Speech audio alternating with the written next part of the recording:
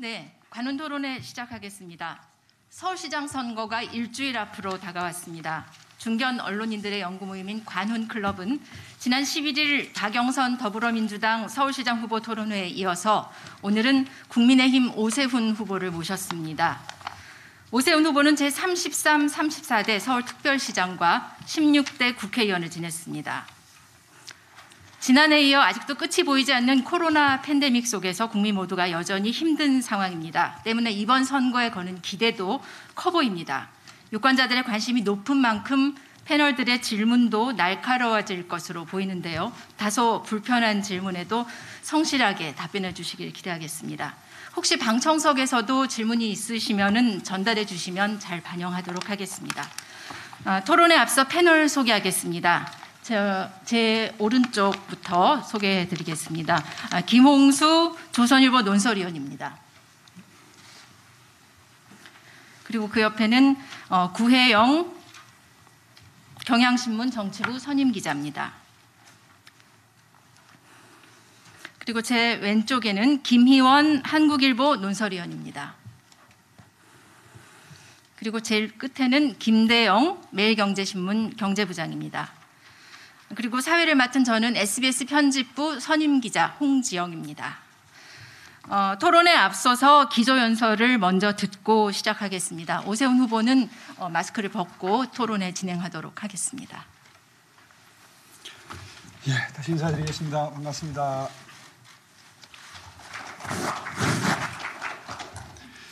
고맙습니다. 네, 안녕하십니까? 야권 통합 서울시장 후보 오세훈입니다. 역사와 권위를 자랑하는 관훈클럽 초청에 진심으로 감사드립니다.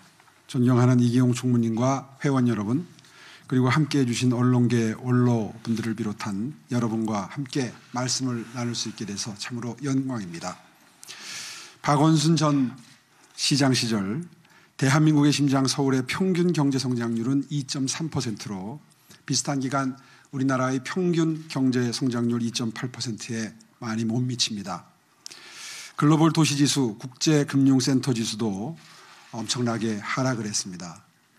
제 임기 5년 동안 올려놨던 게 모두 제자리 밑으로 떨어졌습니다.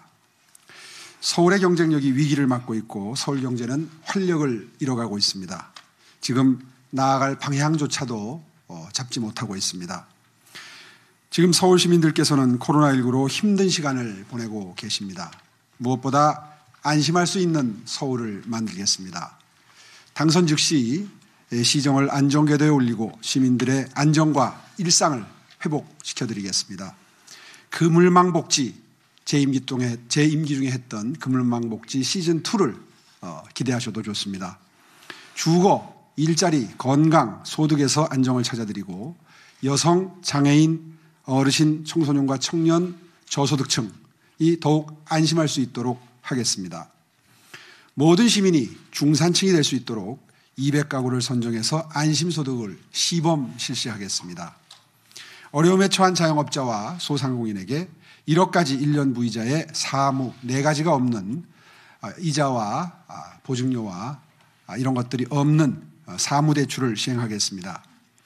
UN 공공행정상 대상을 받았던 프로젝트, 여성행복 프로젝트, 일명 여행 프로젝트의 시즌2도 기대하셔도 좋습니다. 치매와 건강검진의 품질도 향상시키겠습니다.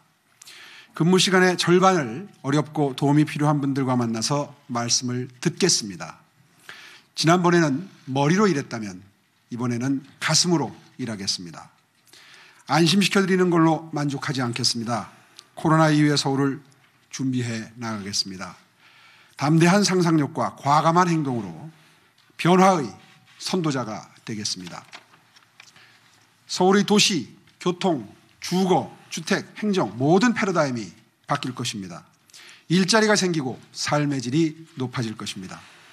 내 집 앞 공원, 지상철 지하화를 통해서 15분 슬세권의 시대가 시작됩니다. 서울의 마지막 기회의 땅 용산을 대한민국의 라데방스로 만들겠습니다. 강북 전체를 변화시킬 100만 평의 마지막 선물입니다. 용산 전자상가 일대를 아시아의 실리콘밸리로 육성하겠습니다. 3대 서울경제축을 완성해서 2025년 서울경제 500조 시대를 열겠습니다. 창업에서 기업 성장까지 서울의 창업 환경을 싹 바꾸겠습니다. 서울의 행정도 완전히 혁신하겠습니다. 서울의 유니콘 기업을 지금보다 3배 이상 늘리겠습니다. 한강 르네상스 시즌2도 기대해 주십시오.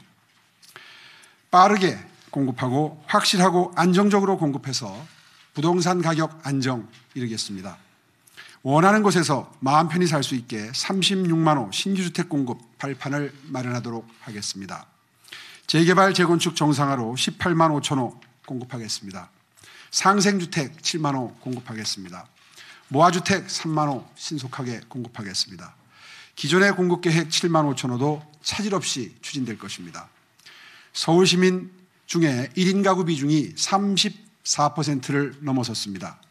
1인 가구를 보호하는 안심 특별대책본부를 발족시키겠습니다. 이제 도쿄는 있고 서울로 가라, 이런 평가를 제 임기 마지막 즈음에 들었었습니다. 이 가슴 벅찬 평가가 반드시 다시 나오도록 만들겠습니다. 서울을 도시경쟁력 세계 1위 도시로 만드는 것을 목표로 합니다. 위기의 서울, 활력을 잃어가는 서울, 지난 10년 서울을 이끈 세력이 누구입니까? 국민들께 고통만 주는 세력, 무능하고 무책임한 세력이 서울을 다시 뛰게 만들 수는 없습니다. 경험이 있고 비전이 있습니다. 서울 시민을 위한 열정과 의지도 있습니다. 대한민국의 심장 서울을 다시 뛰도록 하겠습니다. 공정과 상생의 서울을 만들겠습니다. 시민 여러분께서 함께 해주실 것으로 굳게 믿습니다. 감사합니다. 네, 기조토론 잘 들었습니다. 오 후보님 어젯밤 늦게까지 고생 많으셨죠? 방송 토론에 이틀 이어졌는데 잘 봤습니다. 두 후보 토론이 날이 갈수록 점점 치열해지는 그런 느낌인데요.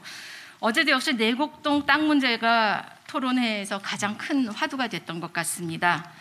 저는 개인적으로 어제 박영선 후보가 제시한 내곡동 땅 그 지도가 눈에 띄었습니다. 문제가 된 땅이 이명박 전 대통령 사저, 그리고 형인 이상득 전 의원 땅, 그 옆에 후보님 처가 땅이 이렇게 붙어 있는 지도를 어제 처음 본 건데요.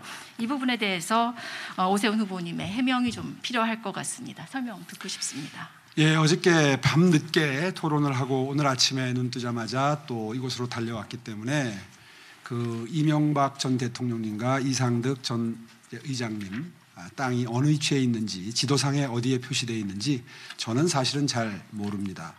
다만 우리 처가의 땅은 이런 형태로 생겼습니다. 처가의 땅이 바로 이 위치 가운데에 들어가 있는데요. 위치를 보시면 아시겠지만 이 위치를 제외하자면 여기를 다 잘라내야 합니다. 아시다시피 이런 식으로 아파트가 들어서는 것 주변은 아파트가 들어서고 나면 땅값이 오르지요. 여기 표시해 놓은 것처럼 내곡동 일대의 주변의 현재 시대는 평당 2천만 원에 거래가 되고 있습니다. 따라서 제 처가의 땅이 있었다고 해서 이 땅을 만약에 제척했다면, 다시 말해서 민주당이 초기에 주장했던 것처럼 이 땅을 제외했다면 저희 처갓집은 상당한 돈을 벌었을 겁니다. 아마 10배 가까이 벌었겠죠. 그런데 그런 일은 일어나지 않았습니다. 왜냐하면 제 마음속에 처갓집의 내곡동 땅이 자리하고 있지 않았습니다. 시장 시절에. 물론 선거를 치를 때 재산 공개를 하면서 내곡동 땅이 8분의 1 지분, 저희 아내의 8분의 1 지분이 그 재산 공개 내역에 들어가긴 합니다.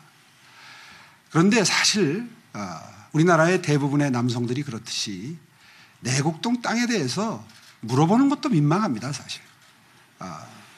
어떤 땅이냐, 어디에 있느냐, 가치가 얼마나 나가느냐, 이거 물어봅니까? 사실 물어보게 되지 않습니다. 그냥 처갓집에 상속받은 땅이 하나 있구나, 강남 어딘가에 있구나 정도로 생각을 했던 게 사실이고요. 제 임기 5년 동안 이것을 의식하고 제가 행정행위를 한 적은 단 한 번도 없습니다. 다시 말해서 제 마음속에 없었던 겁니다. 이제 그 해명을 처음에 내곡동 땅의 존재조차도 몰랐다, 이제 이런 표현을 해놓으니까 알았는데 왜 몰랐다고 하느냐, 이제 논쟁이 그쪽으로 옮겨붙는데 하나의 빌미를 제공한 셈입니다. 다시 한번 분명히 말씀드리지만 내곡동에 돌아가신 장인어른 1970년에 돌아가셨으니까요. 제 아내 초등학교 4학년 때입니다. 돌아가셨는데 40년 정도를 그 이후에 갖고 있었던 땅이 정부에 의해서 강제 수용이 된 겁니다. 그 부분에 대해서 이제는 오해가 많이 풀린 것 같아요. 상속된 땅이라는 것은 이미 다 알려진 것 같고. 자, 그렇다 그러면 결정에 관여했는가? 다시 말해서 이 문제의 땅이 처음에는 이제 국민 임대주택 단지로 지정이 된 거거든요. 그러다가 이제 MB, 그러니까 이명박 전 시장이 대통령이 되시면서 보금자리 주택 정책을 하면서 이름이 바뀐 거에 불과합니다. 그런데 지금 보시는 것처럼 1904년 노무현 정부의 국민 임대주택 단지로 추진되기 시작합니다. 제가 2006년 7월에 시장으로 취임을 했으니까요. 2004년부터 이 논의가 시작된 걸 보면 얼마나 역사가 오래된 곳인지 아마 아시게 될 겁니다. 논의를 그렇게 해서 제 시장 취임 전인 2006년 3월에 지구 지정이 제안이 됩니다. 지구 지정 제안이라고 하는 것은 이제 이 일을 해야 될 SH공사가 국토부에 여기를 국민 임대주택 단지로 지정을 하려고 합니다라고 제안을 하는 거죠. 다시 말해서 이명박 전 시장님 시절의 일입니다. 그 시절에 이런 일이 있었다는 것을 입증할 수 있는 자료는 굉장히 많습니다. 여기에 서류들을 제가 다 들고 나왔는데요. 처음에 2006년 3월 달에 지금 말씀드린 이 지구 지정한 제안서입니다. 이게 공문서입니다. 이런 공문서가 있고요. 그 다음에 국민임대주택 예정지구 지정제안서의 실제 내용은 이 뒤에 이렇게 붙어 있습니다. 첨부서로. 이건 뭐 분명한 사실입니다. 그러니까 이건 뭐 여러 차례 말씀을 드렸기 때문에 이미 다 숙지하신 분들도 계시리라고 생각을 합니다. 그 다음에 이곳이 그린벨트다 보니까 풀어야 되느냐 말아야 되느냐를 놓고 중앙정부의 국토부와 환경부 그리고 SH공사 간에 계속 공문이 왔다 갔다 하면서 논의가 시작이 됩니다. 이 논의가 한 3년 정도 지속이 됩니다. 그러다가 2007년 3월 29일 날 중앙도시계획위원회, 다시 말해서 국토부 산하죠. 국토부 산하. 이때는 아직까지도 노무현 정부입니다. 노무현 정부 2008년 2월 3월 달에 취임하셨나요? 이명박 대통령께서. 그렇게 되니까 2007년 3월이면 아직 노무현 정부 말기입니다. 이때 중앙도시계획위원회에서 심의를 합니다. 해서 이 문제의 땅, 내곡동 땅에 대해서는 여기에 써 있는데요. 내곡동 땅을 이제 편입시키기로 결정을 합니다. 그런데 민주당에서 문제를 제기하는 것은 이 과정에 그린벨트가 풀리는데 어떻게 시장이 몰랐느냐. 이제 이런 문제 제기를 하고 있는 거죠. 짐작으로. 이렇게 됩니다. 이미 제가 시장으로 취임하기 전에 이명박 시장님 시절에 이 지역을 그린벨트를 풀고 국민 임대주택을 짓겠다고 아까 보신 공문서대로 논의가 되기 시작했기 때문에 그 이후에 시장에게 다시 보고할 필요가 없었겠죠. 당연히 짐작하시겠지만. 그래서 주택국장 전결 사항으로 처리가 이렇게 됩니다. 나중에. 원래 서울시에는 시장까지 결재가 올라오는 사안이 있고 국장 전결, 과장 전결 뭐 이런 사안들이 있습니다. 그런데 이 사안은 원래 법령상 국장 전결로 돼 있는 사안입니다. 이 사안만 그렇게 된 게 아니라. 더군다나 이미 전임 시장님 시절에 가닥이 잡혀 있었기 때문에 저한테 보고할 이유가 전혀 없었겠죠. 실제로 이 문제를 집중적으로 한 3회, 4회 연속 지금 집중 취재를 하고 있는 KBS 측에서도 상당한 시간을 할애해서 당시에 주택국장을 취재했던 그 녹음을 해가지고 자막 처리를 해가지고 나간 9시 뉴스 시간 그 뉴스를 보면 그 주택국장이 KBS 뉴스에 이렇게 말한 게 이미 방송이 됐습니다. 이 사안은 시장께 보고된 사항이 아니다. 시장에게 단 한 번도 보고하지 않았다. 왜냐하면 이미 가닥이 잡혀서 논의가 SH공사와 국토부 사이에 계속 진척이 되고 있는 상황에서 시장께 보고할 이유도 없었을 것이다라는 취지의 이야기를 합니다. 그건 KBS도 그대로 방영을 했습니다. 그런 상태에서 제가 알 수 있는 일이 있었겠습니까? 이 사안에 대해서. 이건 상상을 못하는 일이죠. 그러다가 또 이런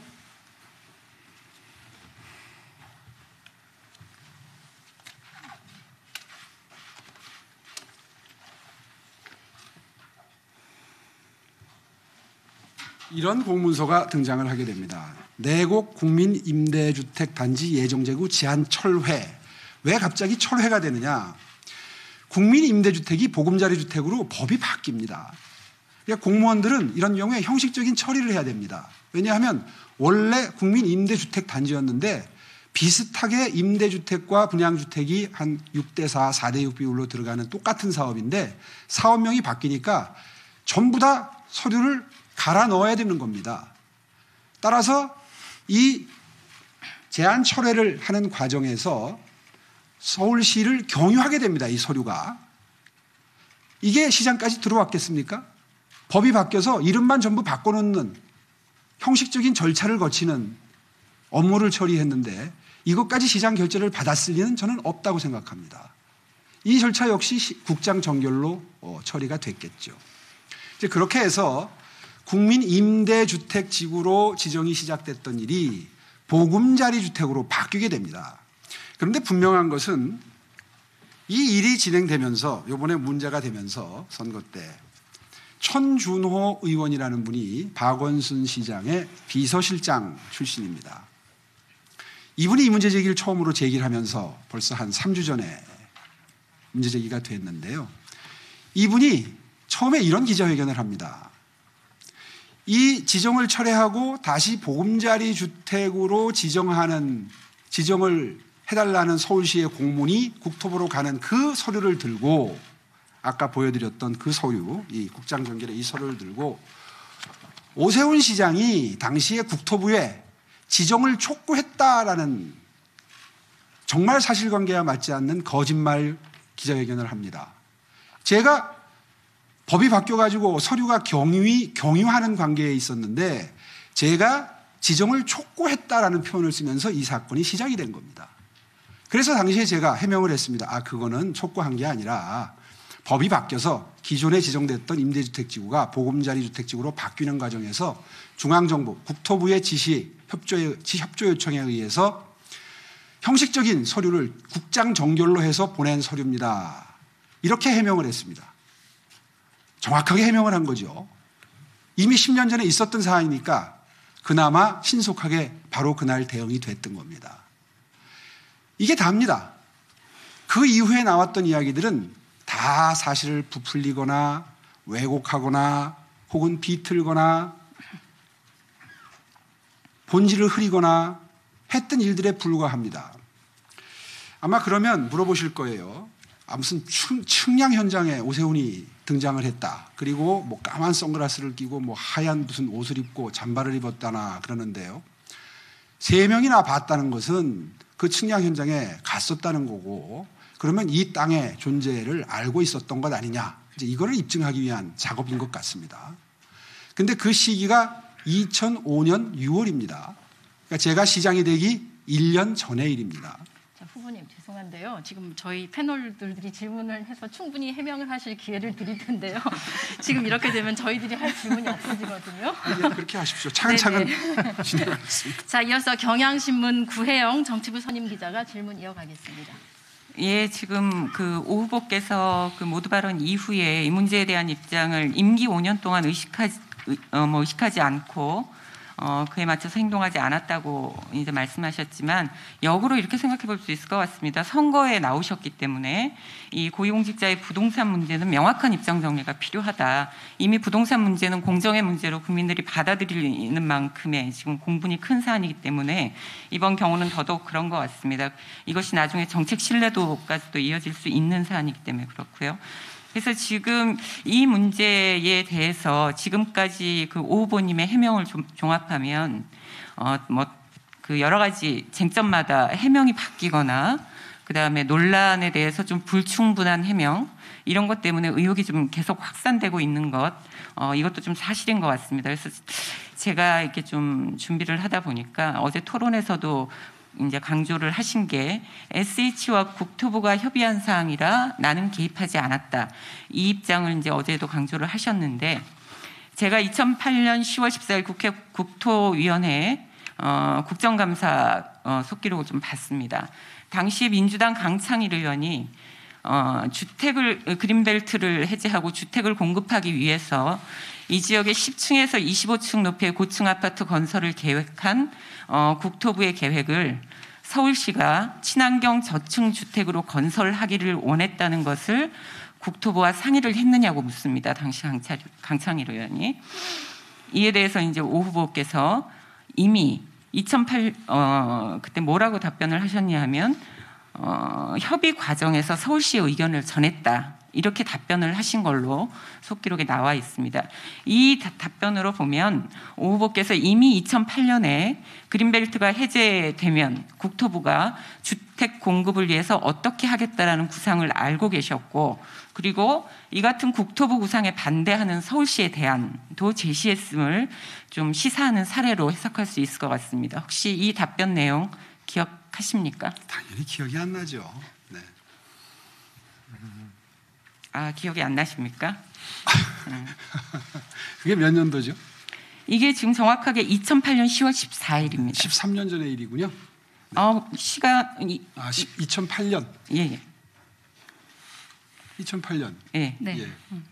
2021년. 네. 예. 13년 전의 일이죠. 그 제가 서두에 이 문제가 이 주요 선거에 나오셨기 때문에 네. 쟁점이 되는 거나 후보께서 뭐 각종 인터뷰라든가 뭐 국회에 나와서 말씀하신 내용들 같은 것도 사전에 이 국감 말씀은 지금 이 자리에서 처음 듣습니다. 네. 한번 회의록 네. 보시기 한번 바랍니다. 보시고 그것도 그럼 해명을 해주시면 근데 좋을 것 이게 같습니다. 왜 문제가 되죠? 아니 이게 협의 과정에서 서울시의 의견을 전했다라고 하셨잖아요. 서울시의 의견을 시장이 직접 전하지는 않을 거 아닙니까?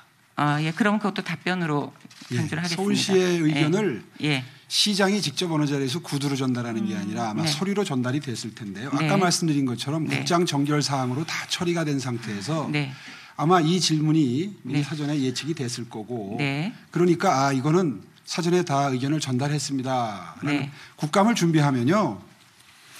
뭐 다 그 취재를 경험하신 분들이니까 아시겠지만 사전에 질문지를 받습니다.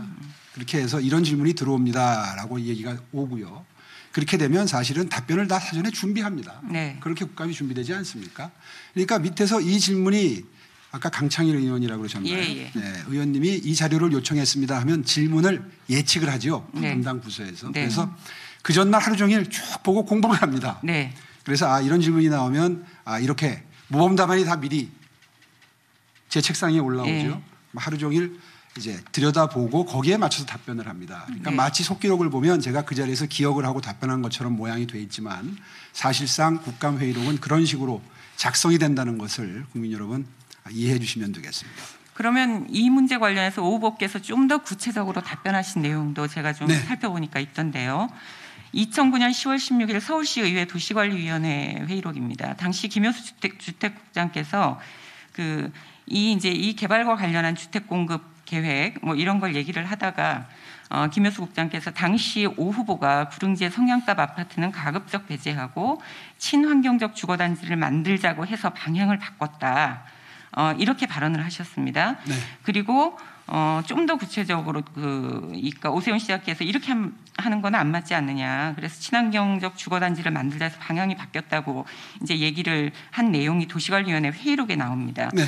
예. 그럼 이 발언을 보면 오 후보께서 당시 보금자리 주택 이 부분을 관심 있게 보고 있었고 이미 내곡동 땅에 대해서도 인지하고 있었을 가능성도 있지 않느냐. 거기에 내곡동 땅에 대한 언급은 지금 없는 거죠. 무슨 말씀을 드리고 싶으냐 하면 그때는 서울 시내에 짓는 모든 아파트에 대해서 성냥갑 모양의 판상형 아파트라고 그러죠.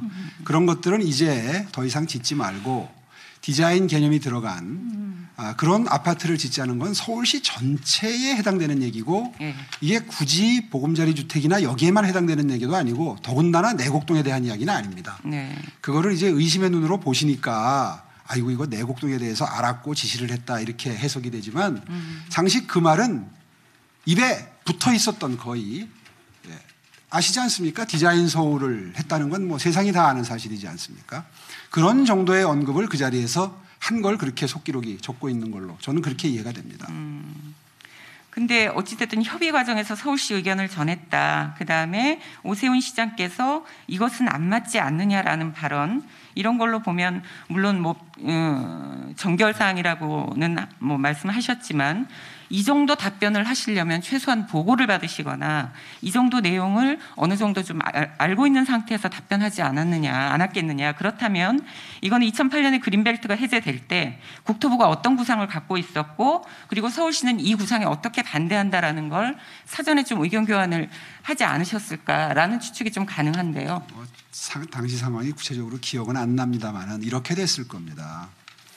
아마 일반론적인 이야기를 했다면 보금자리 주택이나 국민임대주택을 추진하는 자리가 내곡동만 있었던 건 아니기 때문에 보고를 할 때도 내곡동만 따로 보고하는 게 아니라 당시에 추진되던 보금자리 주택지구를 아마 종합적으로 아마 리스트업을 해서 그 서류를 가지고 보고를 했을 가능성이 높다고 저는 보여지고요. 거기에 대해서 언급을 만약에 했다면 일반론적인 지시를 했겠죠. 이러이러한 방향으로 아파트의 디자인을 좀 살리고 이렇게 지시를 했겠죠. 그런데 그거를 거기다 갖다 붙여서 얘기를 하니까 지금 거기에 대해서 특정한 지시를 한 것처럼 이렇게 착각이 들 수 있도록 지금 해석을 하시는데요. 저는 전혀 사실과 다르다고 생각합니다. 왜냐하면 한번 생각해 보십시오. 서울에는 크고 작은 실국 본부가 산하단체까지 해서 약 250개의 세부 부서가 존재합니다. 이 질문은요, 예를 들면 대통령께서 어디 무슨 복지부의 무슨 과 단위에서 한 일을 다 알고 있었지 않느냐.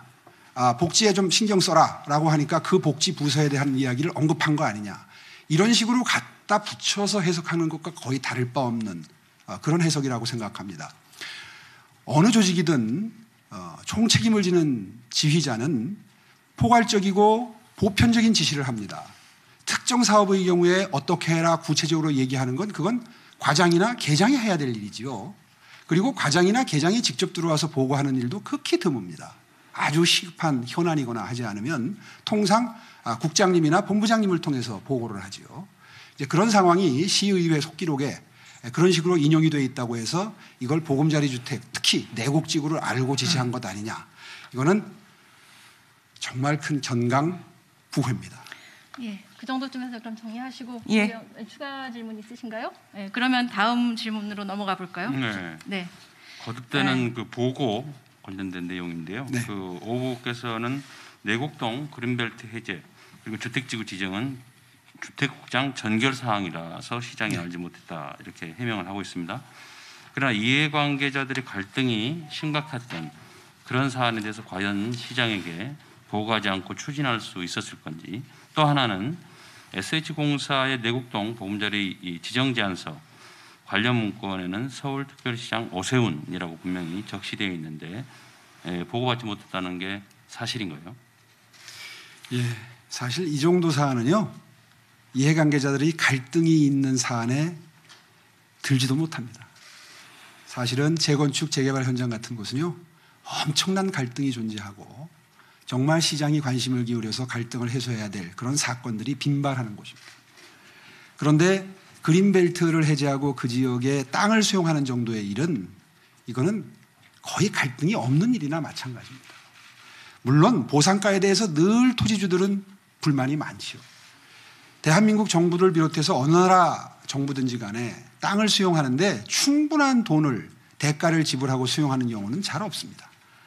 그리고 실제로 저도 이번에 이제 문제가 되고 나서 이 사건을 많이 처리했던 법조인, 그러니까 다시 말해서 토지를 수용하는 업무를 처리했던 분들이나 또 그 사건을 주로 했던 법관들에게 물어봤습니다. 그랬더니 통상 정상적으로 팔면 거래하면 얻을 수 있는 토지 가격의 약 90% 정도를 토지 수용가로 결정을 하고 소송을 제기해 오면 마지못해 한 10% 정도를 더 보태서 소송 비용 정도 빠질 수 있을 정도의 금액을 보태서 수용 판결을 한다고 합니다. 법원에서도.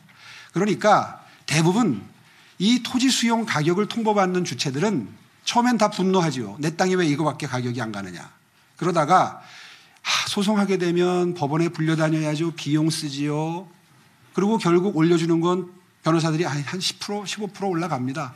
그러면 이익을 비교하게 되지요. 내가 이렇게 노력을 기울이고 시간을 뺏기고 돈을 쓰고 변호사 비용 쓰고 해가지고 이거 정도 더 받으면 이거 소송하는 게 나은가 마나 고민하다가 결국 결론은 아유 그냥 준다는 돈 받자 이런 쪽이 대부분이고요.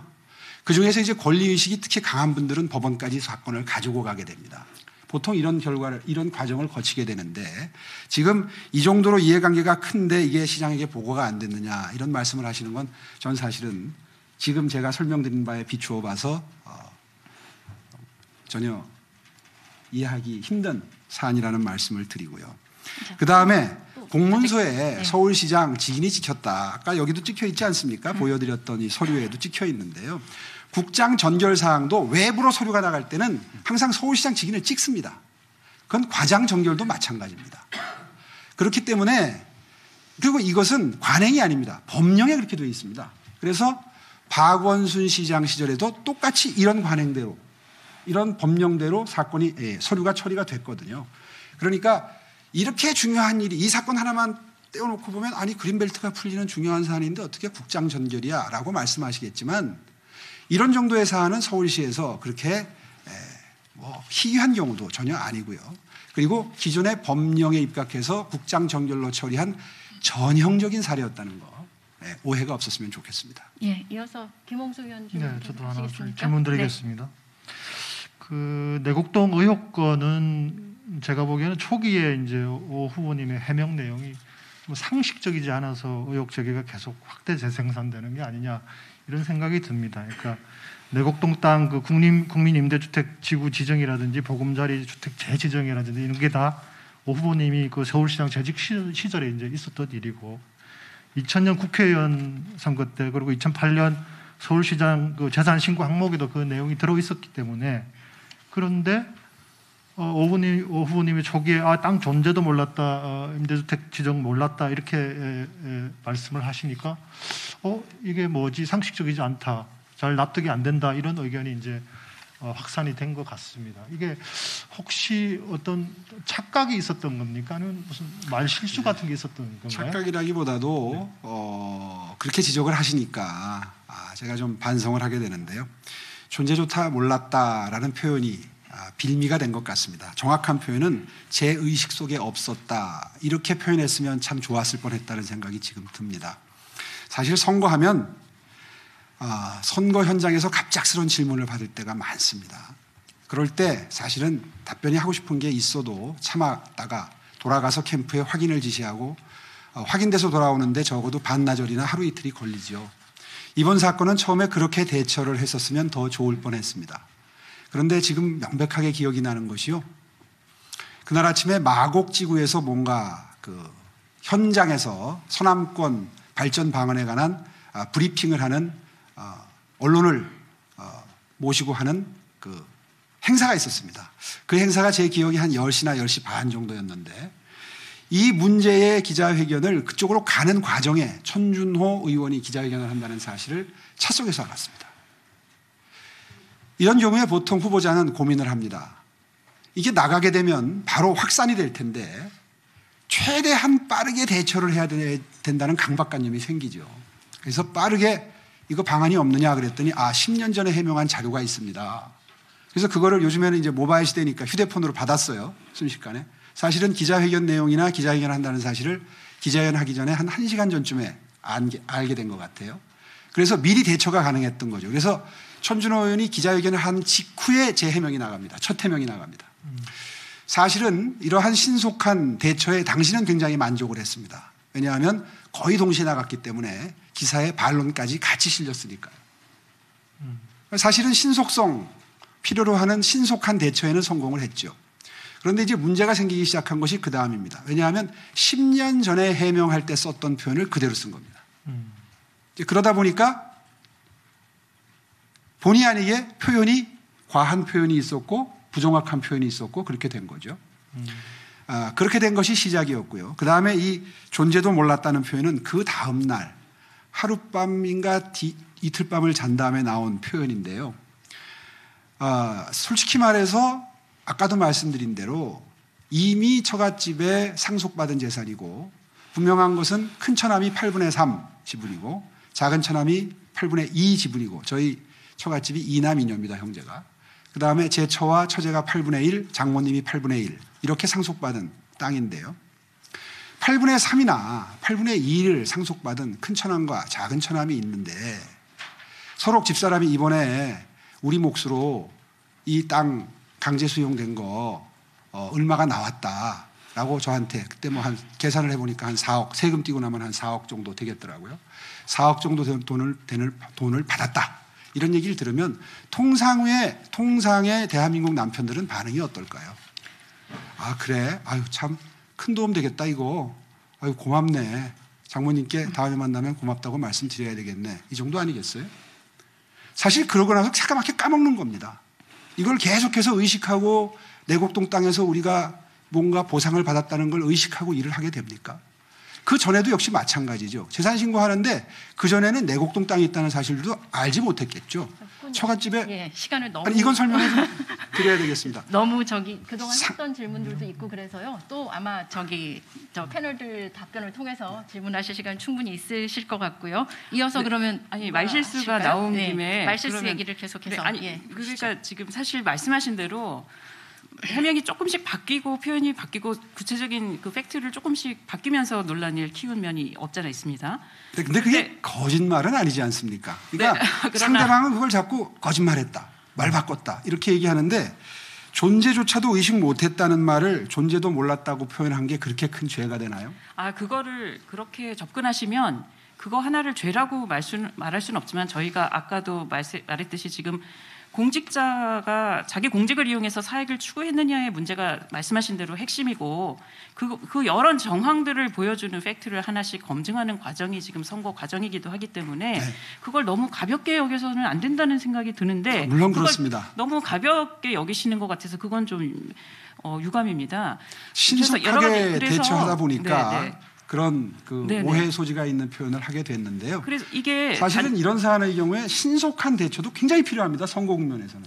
네, 근데 단지 상대 후보에 대해서만 반박을 하는 것이 아니라 국민들한테 유권자에게 네. 해명을 하는 것이기도 하고 그것이 반복되고 있는데 예를 들면 저 측량 현장에 갔느냐 하는 질문을 받고 기억이 겸손해야 한다 그런 말씀하신 것도 있거든요. 그럼 네. 어떤 의미입니까? 그 점에 대해서 또 좀 오해가 풀려야 되겠습니다. 사실 이 문제가 제기되고 나서 저희 처갓집은 지금 패닉 상태입니다. 거의 뭐 초토화 상태입니다. 그러니까 너무너무 혼란스러워하고 미안해하고 서로 지은 죄도 없으면서 서로 미안해하는 거예요. 저는 제가 집에 들어가면 제 아내가 제 눈치를 봅니다. 또 저도 제 아내 눈치를 봅니다. 이게 마음의 상처가 될까 봐. 또 장모님은 장모님대로 펄펄 뛰시다가 그러다가 또 그 다음 날은 전화해서 걱정하시다가 지금 이런 모습이 온 집안을 지금 힘들게 하고 있습니다. 이제 이런 상황에서 그 기억에 겸손해야 된다는 표현을 하게 됐는데요. 왜 그러냐 하면요. 처음에 큰 처남이 분명히 갔다는 겁니다.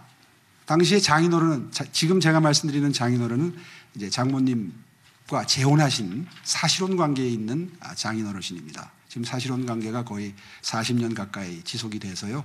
굉장히 아름다운 로맨스로 보도가 되고 뭐 그런 적도 있는데요. 그 장인어른은 분명히 가셨습니다. 그런데 그 장인어른조차도 누가 같이 갔는지 지금 기억을 못 하세요. 큰 처남은 근데 제가 안 간 건 분명하다고 말씀을 하십니다. 근데 큰 처남은 분명히 갔습니다. 여러 사람 장인어른도 기억을 하세요. 그런데 큰 처남은 작은 처남이 간 걸 기억을 못 합니다. 근데 작은 처남은 자기도 잠깐 갔다 왔다고 또 기억을 합니다. 이게 16년 전의 일이다 보니까 사람의 기억력이 그런 대화를 하는 걸 제가 옆에서 이렇게 지켜보면서 저 역시도 뭐 전혀 안 갔죠. 제 기억이 없어요. 이런 모습을 제가 이렇게 지켜보면서 야, 이거 사람의 기억력은 믿을 게 못 되는구나. 예, KBS라는 알겠습니다. 유력 언론이 이건 말씀을 좀 드려야 되겠습니다. KBS라는 유력 언론이 계속해서 증인을 발굴을 해가지고 뭐 측량 팀장도 저를 봤다. 측량 현장에서 뭐 누구도 봤다. 뭐 밥까지 같이 먹었다. 이렇게 보도를 하는 걸 보고 처음에는 분노했지만 지금은 저도 이거 내가 갔는데 기억 못하는 거 아니야? 처남들처럼 나도 기억이 이게 흐려져서 더군다나 기억력이라는 건 그런 특성이 있습니다. 계속해서 반복적으로 그 언급을 하거나 다른 사람과 대화를 할 때 그거를 소재로 쓰거나 하면 기억이 계속 유지가 되거나 강화가 됩니다. 그런데 그 일을 그 다음부터 한 번도 얘기를 안 하면 5, 6년만 지나도 뭘 했는지 전혀 기억 못하는 게 인간의 기억력입니다. 그래서 그날 토론회 때 답변을 할 때 전 분명히 안 갔습니다.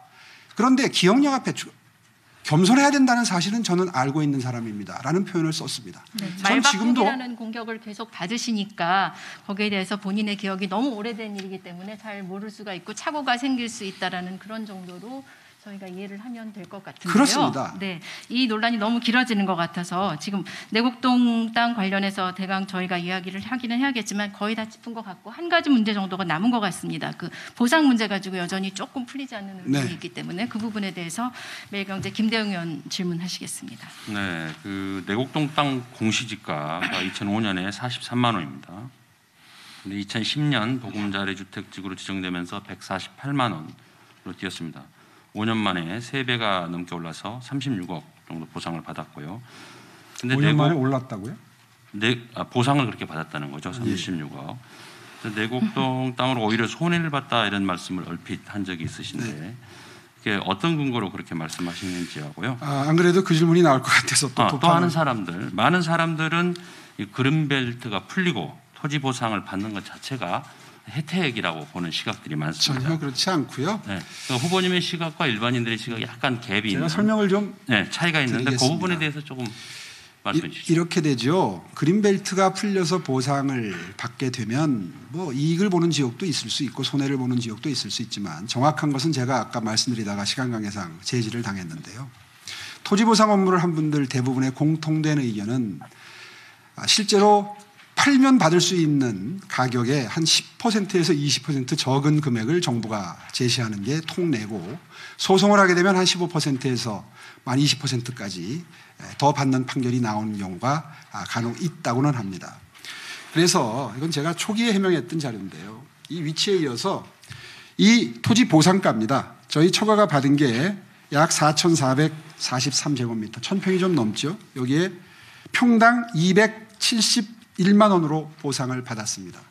그런데 2011년도 보상받을 당시에 국토교통부 실거래가 시스템을 조회해 보니까 이 근처에서 거래된 사례들을 바탕으로 한 당시의 시가를 보니까 들쭉날쭉하지만 평균 317만 6,038원이 나옵니다.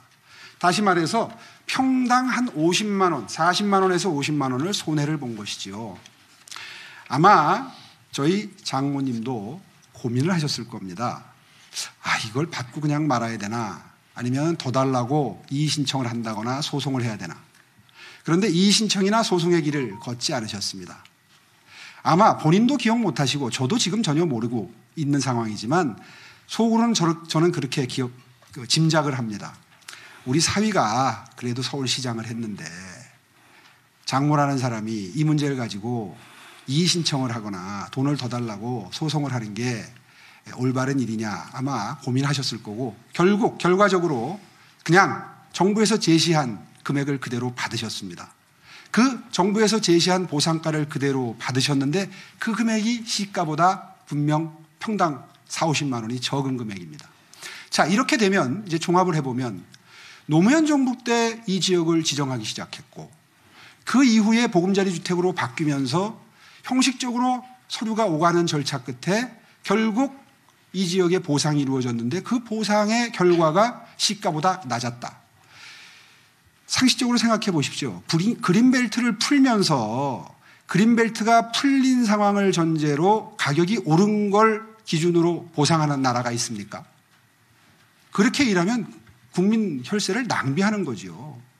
그린벨트로 풀리기 전에 가격을 전제로 보상가를 산정하다 보니까 당시에 보상 시점에 거래되는 금액보다 낮아질 수밖에 없었던 걸 좀 전에 자료로 보시지 않았습니까? 그러면 모든 문제가 다 해명이 된 겁니다.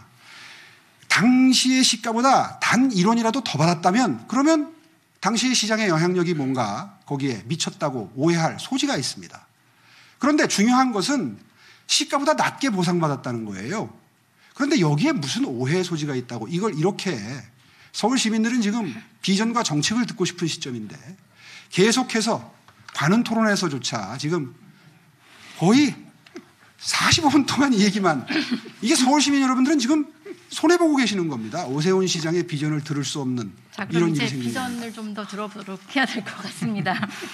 이번 판단은 이제 유권자들에게 넘기고요. 다음 주제로 넘어가 보겠습니다. 이번 선거에서 지금 이 내곡동 문제가 떠오른 이유가 가장 부동산 문제가 큰 이슈가 되다 보니까 그렇게 된 것 같습니다. 최근 급등한 집값 때문에 두 후보 모두 부동산 가격 안정을 위한 공급 확대, 규제 완화 이런 것들을 골자로 하고 있죠. 오세훈 후보 공약과 실현 가능성 짚어보겠습니다. 이번에도 매일경제 김대영 경제부장부터 시작해 보겠습니다. 최근 공동주택 공시가격이 크게 올라서 보유세 폭탄 그런 단어가 유행처럼 쓰이고 있습니다. 일부 지자체는 중앙정부의 공시가 재산정을 요구하고 나섰습니다. 공시가가 가장 크게 오르는 데가 사실 지자체가 서울입니다. 만약에 서울시장이 되시면 이 문제에 대해서 어떻게 대처를 하고 해결책을 강구하실지 말씀해 주십시오. 예, 그래서 이 공시가가 오르는 것은 재산세, 종부세와 연결된 부분뿐만 아니라 건강보험료가 더 타격이 크십니다. 건강보험료를 포함해서 62가지의 각종 처리의 기준이 되지요. 한마디로 말해서 재산적 손해를 엄청나게 입게 되는 겁니다. 이 문제만큼은 분명히 해결을 해야 돼서요. 그래서 여러 가지 해법을 그동안 공약으로 제시를 했습니다. 첫째, 작년에 너무 올라서 지금 통보받고 있는 액수가 받고 나시면 전부 기절초풍할 정도로 가격이 올랐기 때문에 적어도 올해는 동결해야 된다는 게 제 입장입니다. 박영선 후보는 10%만 올리겠다고 하는데요. 작년에 그렇게 많이 올라서 거기에 10%만 올려도 그것도 타격이 큽니다. 그러니까 올해는 적어도 동결하는 게 옳다고 보고요. 그다음에 그걸 전제로 시스템을 좀 바꿔야 됩니다. 지금 이 재산세를 납부하는 게 3억까지 기준으로 되어 있고 6억 이렇게 되어 있는데요. 이거를 이 중위가격을 지금 중위가격이 서울 아파트 중위가격이 9억 5천을 넘어섰다는 게 정확한 통계입니다. 따라서 모든 기준을 6억에서 9억 정도로 옮기는 게 바람직하고요. 그다음에 또 하나 과세 구간을 바꾸는 거에 더해서 공시가격이 급등했으니까 세율은 낮추는 게 맞습니다. 이거를 정부에 건의할 생각이고요. 그리고 아울러서 집 한 채만 가지고 계신 분들이 있습니다. 유일한 재산이 노후 대책으로 집을 하나 마련했는데 현금 수입이 없어요. 소득이 없는 분들입니다. 이런 분들의 경우는 집을 팔아야 한다는 얘기가 되는데 이건 너무 가혹합니다. 그래서 1가구 1주택의 경우에 소득이 없는 분들은 재산세를 면제해 드리는 게 저는 옳다고 생각합니다. 앞으로 이것들은 전부 법 개정 사항이고 중앙정부 사항이기 때문에 서울시장이 되면 서울시장 자격으로서 정부와 협의를 해나갈 생각입니다. 공시가를 이렇게 급격하게 올린 데 따른 경제적인 불이익은 반드시 원위치시켜야 된다. 이게 저의 확고한 생각입니다. 제가 추가 질문 하나 드리고 싶은데 말씀하신 대로 재산세 보유세 개편 내용은 국회에서 입법상으로 고쳐야 될 내용이기 때문에 지금 국회 지형의 정치 지형에서는 야당 시장이 하기는 힘든 내용이 아닌가 싶습니다. 그러니까 이게 희망 고문에 그치지 않을까 우려하시는 목소리도 꽤 있다고 저는 보고 있습니다. 그래서 국회하고 협의를 하겠다는데 과연 어떤 식으로 해서 이 문제를 풀지. 왜냐하면 이게 이 보유세 강화라고 하는 것은 문재인 정부 부동산 정책의 뼈대에 해당되는 내용이기 때문에 절대 후퇴하지 않을 것 같거든요. 네. 일리가 있는 지적이십니다. 그런데 이미 이 정부가 흔들리는 모습이 시작이 됐죠. 네, 어제 오늘 뉴스를 보면 이 부분에 대해서 이낙연 대표께서는 굉장히 후회한다, 잘못된 결정이었다, 통렬히 반성한다라는 취지의 말씀을 시작을 하셨습니다. 물론 선거가 일주일 앞으로 다가왔기 때문에 모면해보고자 하는 그런 표면적인 변화일 수도 있습니다. 그러나 대선이 다가오고 있습니다. 민주당은 특히 선거 앞에서 굉장히 적응이 빠른 정당입니다. 그래서 제가 시장이 돼서 이걸 본격적으로 논의를 제기하고 지속적으로 촉구하고 협의를 하고 하는 과정에서 충분히 내년 대선을 앞두고 바뀔 수 있다, 바뀔 것이다 라고 저는 기대합니다. 네, 그 부동산 공약의 근간이 또 재건축 재개발을 신속하게 하고 그리고 민간 개발을 활성화시켜서 주택 공급을 확대한다는 것인데요. 근데 이렇게 하면 공급은 사실상 빨리 하실 수 있을 것 같습니다만은 과거 우리가 경험을 보면 집값은 계속 오릅니다. 집값을 잡을 수는 없어요. 집값 안정이나 또 양극화를 좀 방지하는 거에 대해서는 어떤 고민이 있으십니까? 대책이 뭡니까? 네, 그렇습니다. 충분히 하실 수 있는 지적이시고 또 걱정이십니다. 사실 재건축, 재개발이 되면 주변의 집값을 일정 정도 자극하는 건 사실입니다. 그런데 문재인 정부나 박원순 시정이 결정적으로 실패한 부동산 정책에서 실패한 게 바로 그런 과도한 걱정 때문입니다. 실제로 약간 오르더라도 감수를 하면서 지속적으로 물량이 공급된다는 확신만 시장에 주었다면 지난 몇 년 동안 우리가 겪었던 부동산 가격 폭등과 같은 이런 대참사는 일어나지 않을 수 있었습니다. 사실 부동산 가격이 이렇게 폭등을 하면 자산 격차가 더 커지면서 양극화가 심해지지요. 그리고 그것이 결국 서민들의 가처분 소득을 줄이는 효과를 결과하기 때문에 시중에 돈이 흐름이 느려지고 통화량이 적어지지요. 따라서 불경기의 가장 큰 원인이 됩니다. 따라서 약간 오르는 것을 감수하면서 그것을 행정력을 동원해서 최대한 누르면서 주택을 공급하는 게 행정의 노하우입니다. 그런데 이 정부는 너무나 쉬운 길을 택했던 거죠. 무조건 재건축 재개발은 전부 다 억제를 해버린 겁니다. 억제하는 정도가 아니라 제가 지정했던 700여 지구의 재개발 재건축 지구 중에 약 400개를 박원순 시장이 전부 합법적인 모양을 갖추어서 시민 동의를 받는 형태를 갖추어서 해제를 해버렸습니다. 그 바람에 이런 주택시장 대참사가 벌어진 것이죠. 그래서 지금 질문이 일리가 있으신 겁니다. 자, 그러면 오세훈 시장은 어떻게 하겠느냐? 저는 이렇게 했습니다. SH공사가 공급하는 물량의 경우에는 시중 공급가보다 싸게 했습니다.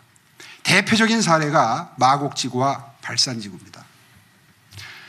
마곡지구와 발산지구는 길 하나를 사이에 두고 있습니다. 강서구에.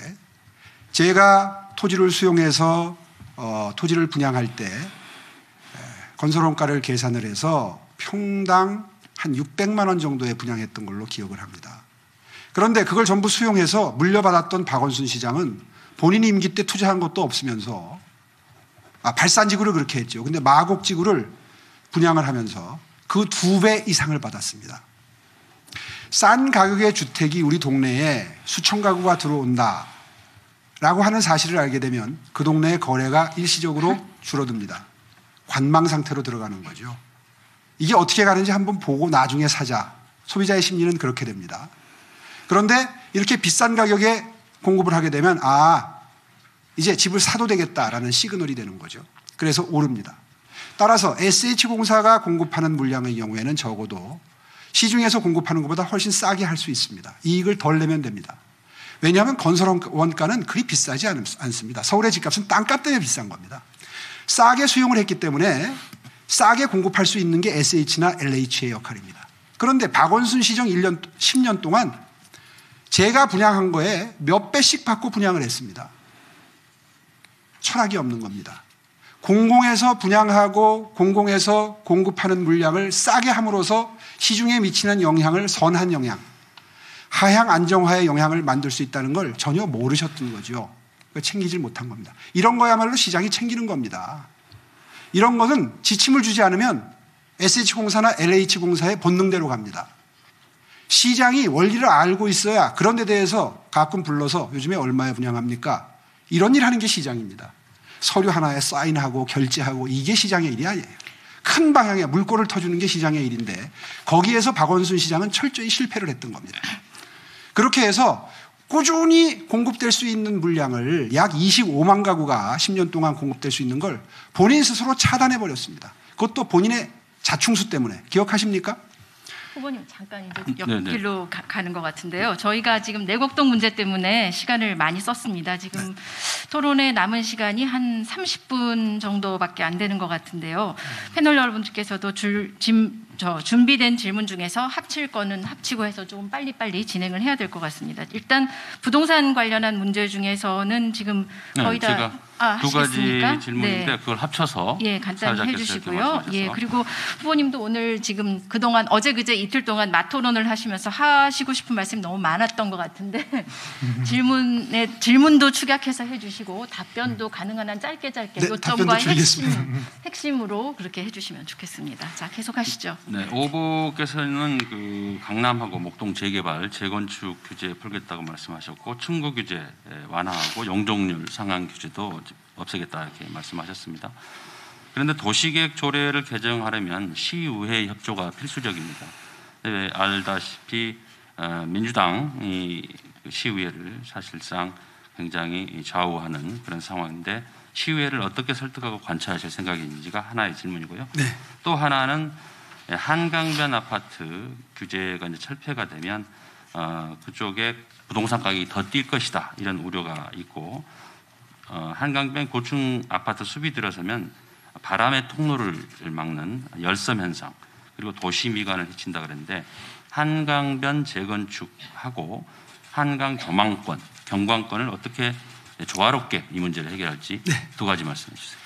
예, 정말 좋은 질문 해주셔서 감사합니다. 역순으로 답변드리겠습니다. 한강변에 지금 35층 높이 규제 때문에 성수 전략정비구역 1, 2, 3, 4구역이 전부 올스톱 된 상태에서 10년이 흐르고 있습니다. 이것도 주택 공급을 가로막고 있는 대표적인 사례인데요. 한번 생각해 보십시오. 50층을 넘어가면 건설효과가 높아집니다. 따라서 50층 정도가 맥시멈인데요.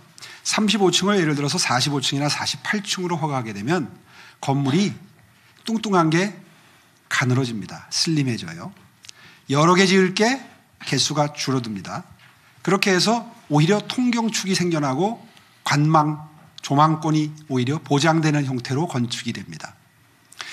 가장 쉽게 비교하려면 잠실의 새로 재건축 아파트 단지를 한번 보십시오. 거기는 과거의 성냥갑 아파트를 연상하는 아주 답답한 모양의 아파트들이 전혀 바람이 통하지 않고 조망이 보장되지 않는 형태로 지어져 있습니다. 그 건너편 성수 지역을 한번 보십시오. 어느 지역이 더 조망권과 통경축이 국민 여러분들, 시민 여러분들이 보시기에 낫다, 더 바람직하다 하는 형태인지를 비교해 보시면 금방 육안으로 비교할 수 있는 사례입니다. 첫 번째, 시의회를 어떻게 설득하겠느냐 하는 질문입니다.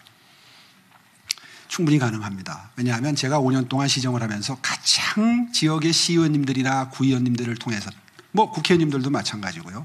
많이 받았던 민원 해결해달라고 그러던 게 우리 동네 용적률 풀어달라, 높이 제한 풀어달라 하는 민원이었습니다.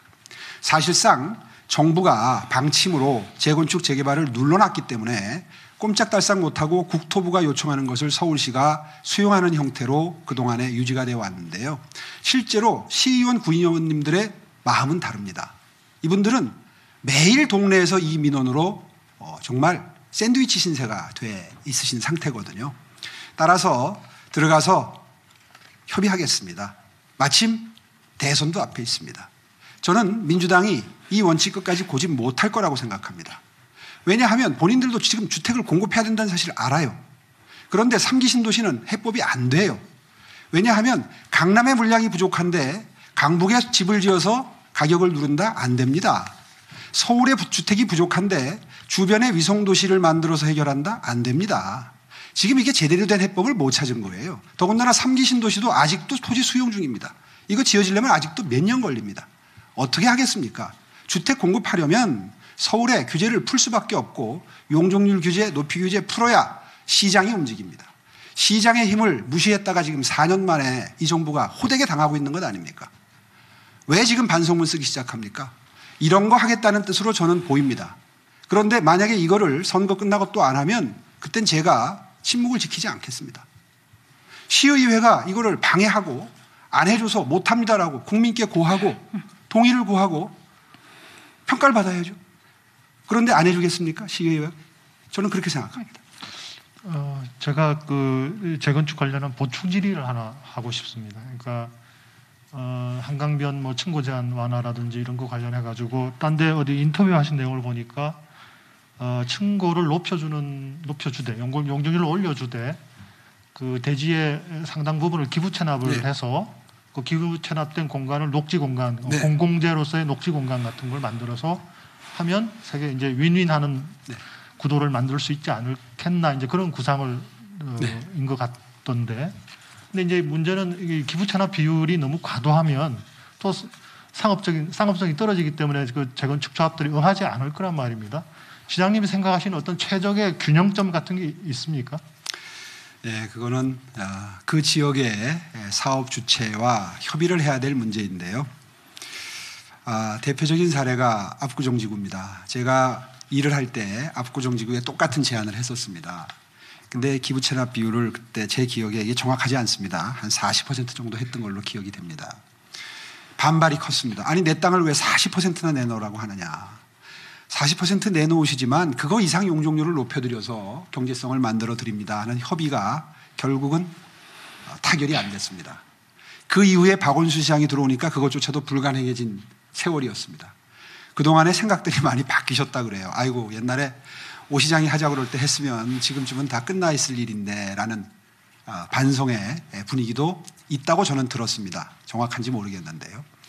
따라서 적절한 비율, 이게 40%가 됐든 30%가 됐든 어차피 한강변의 용적률을 높여드리고 층고 제한을 풀어드리는 것은 다른 서울 시민 여러분들이 동의할 수 있어야 합니다. 그분들께 큰 재산적 이익을 드리는데 기부 체납받는 것을 만약에 많이 줄여드린다면 강남 특혜기가 나오겠죠. 이제 그런 한계 때문에 사실은 제가 인색해서가 아니라 그런 시민들의 여론을 의식해서 기부 체납 비율을 많이 제시를 했던 거거든요. 얼마든지 조정 가능합니다. 과도하지 않은 선에서. 그렇게 해서 협의를 해서 적당한 타협점이 저는 지난 10년 동안의 15년 동안의 경험 때문에 타협점 모색이 가능할 거라고 기대를 하고 있습니다. 예, 다음 주제로 넘어가려고 했는데요. 지금 방청석에서 온 질문 중에서 하나를 하는 게 좋을 것 같습니다. 조금 전에 1가구 1주택의 경우에 뭐 세금을 내리는 문제에 대해서 말씀을 하셨는데 1가구 1주택에 집을 세금 폭탄을 통과하려면 뭐 집을 팔거나 은행 대출을 받아야 하는 경우가 있다. 그래서 은행 융자는 소득이 없는 은퇴자의 경우에 아주 어려운데 예를 들어서 이런 분들을 위해서 무슨 저금리 특별 융자 지원 제도 같은 것을 만들 계획은 없는가 하는 질문이 들어왔습니다. 네, 그것도 해법이 될 수 있고요. 지금 그 주택을 담보로 해서 노후 자금을 미리 끌어다 쓰시는 제도가 지금 시행이 되고 있지 않습니까? 이게 이제 제한이 좀 있습니다. 얼마 이하의 서민 주택이라야 되고 뭐 이런 조건이 좀 있어요. 그래서 그런 조건을 좀 완화해 드리는 것도 하나의 좋은 방법입니다. 이렇게 쓰나 저렇게 쓰나 어차피 금융이거든요. 미리 은행 돈을 갖다 쓰고 나중에 그 주택을 가지고 사후에 정산하는 시스템이 되는 거죠. 두 가지 형태가 다 가능할 것 같습니다. 예, 이번에는 다음 주제로 넘어가야 될 것 같습니다. 오세훈 후보는 서울시장을 2번 연임하셨고요. 선거 다음 날부터 결자할 수 있는 후보라는 점을 내세우고 있습니다. 그래서 과거 시장 시절에 수행했던 정책의 공과를 한번 짚어보는 것도 이번에 정책 수행 능력을 검증하는 데 의미가 있어 보입니다. 조선일보 김홍수 논설위원부터 그러면 서울시장으로서의 정책 능력 한번 검증해 보도록 하겠습니다. 저는 서울시장 재임하실 때 했던 토건 사업 관련한 질문을 드리고 싶습니다. 한강 르네상스나 서해 백길 같은 토건 사업을 하셨는데요. 뭐 한강 르네상스 같은 경우 이제 그 세금이 들어가기도 했죠. 2011년 감사원은 그 한강 르네상스 사업에 대해서 경제성이 없다고 결론을 내리고 박원순 전 시장은 이제 서해 백길 사업을 중단했습니다. 어떻게 보면 세금을 낭비한 전시 행정이라고 볼 여지가 있어 보입니다. 그래서 시장 재직 시절에 하셨던 토건 사업과 관련해서 지금 시점에 와서 봤을 때 좀 반성되는 점이랄까, 후회되는 점이랄까 그런 점은 없습니까? 글쎄요. 이렇게 말씀드리겠습니다. 서해백길 사업은 사실은 중앙정부의 사업이었죠. 서해에서 배가 한강으로 들어오는 겁니다. 다시 말해서 서울이 항구도시가 되는 거죠. 꿈 같은 현실입니다. 만약에 이게 실현이 된다면 서울의 위상이 완전히 달라지겠죠. 거기에 이명박 시장께서 경인 아라뱃길이라는 걸 만드십니다. 이건 뭐 서울 시계 외에 있으니까 중앙정부 사업이라는 건 다 아시겠죠. 서해 백길, 경인 아라뱃길을 통해서 서해로 배가 들어오면 양화대교를 통해서 여의도 선착장까지 배가 들어오는 사업입니다. 이 사업이 과연 쓸모없는 사업일까 한번 생각해 주십시오. 이 정부는 특히 민주당은 끊임없이 경인아랍의끼리 경제성이 떨어진다, 이용률이 지금 떨어진다 이렇게 얘기하는데요.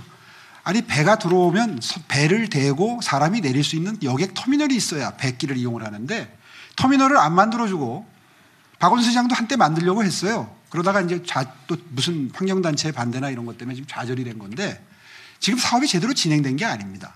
그러니까 이게 경제성이 없다라고 하는 지적은 경제성이 없는 게 아니라 경제성을 안 만들고 있는 겁니다. 이 정부가.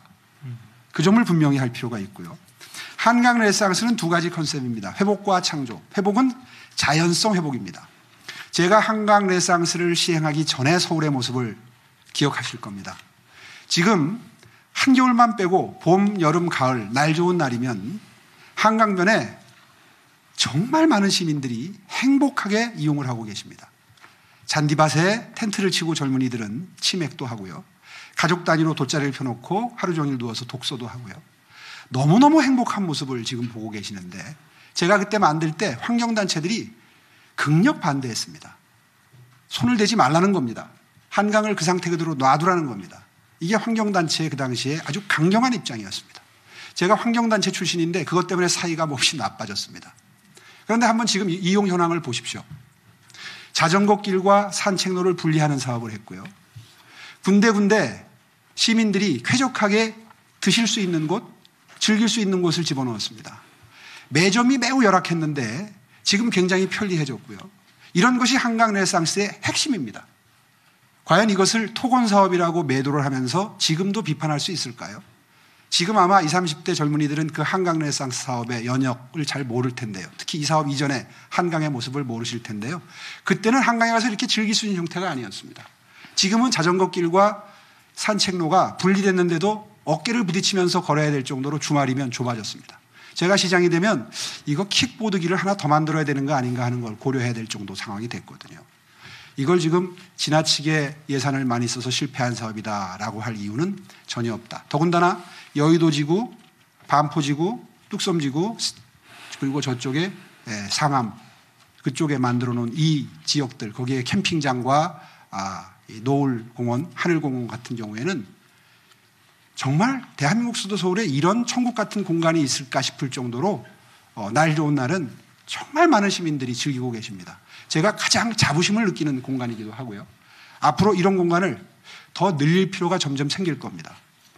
네, 좋은 시설이 많이 늘어났으면 좋겠다는 뜻으로 듣고요. 구혜영 의원 질문이 지금 두 가지가 있는데 어떻게 하나만 하겠습니다. 공약 부동산 공약을 보면 민간 주도의 어떤 재개발 재건축 활성화를 보면서 제가 그 2009년에 발생했던 용산 참사 이 부분이 좀 갑자기 같이 생각났습니다. 이 용산 참사가 주택 공급이라는 목표도 있었지만 어찌됐든 난개발의 시작이었다는 평가도 무시할 수 없을 것 같습니다. 어제 선관위 토론회에서 개발 과정에서는 큰 갈등이 발생한다, 가슴 아픈 사건이다 이렇게 말씀을 하셨는데 용산 참사에 대한 그 오 후보님의 분명한 입장을 좀 듣고 싶고요. 그리고 당시에 그 조합과 피해자들의 문제라면서 유감 표명, 조문 이런 것들이 이루어지지 않았던 걸로 알려져 있는데 서울시 총책임자로서 지금이라도 구체적으로 어떤 부분에 대한 유감인지 좀 입장을 표명하실 생각이 없으신지 묻고 싶습니다. 사실관계를 조금 잘못 기억하고 계시는 부분이 있어서 바로잡고 설명드리겠습니다. 조문을 안 갔다, 당사자들을 만나지 않았다. 이거 사실관계 아닙니다. 조문도 갔었고요. 당사자들도 만났습니다. 그리고 당시에 이름도 기억합니다. 김영걸 나중에 부시장이 되시죠. 그 당시에 이 사업의 총책임자 본부장이셨습니다. 그분이 거의 한 몇 개월 동안 다른 일을 전폐하고 이 일을 해결하기 위해서 뛰어다니셨습니다. 유가족들을 달래고 그리고 보상 문제를 해결하고 하는 것을 중앙정부와 사실은 용산 참사는 모르시는 분들도 계시기 때문에 설명을 드리면 이 재개발 과정에서 그 지역의 임차인들이 중심이 돼서 전철련이라고 시민단체가 가세해서 매우 폭력적인 형태의 저항이 있었습니다. 그때 그 쇠구슬인가요? 돌멩이인가요? 이런 거를 쏘면서 저항을 하는 건물을 점거하고 거기를 경찰이 진입하다가 생겼던 참사입니다. 사실 그래서 이 사고는 과도한 그리고 부주의한 폭력 행위를 진압하기 위한 경찰력 투입으로부터 생겼던 사건입니다.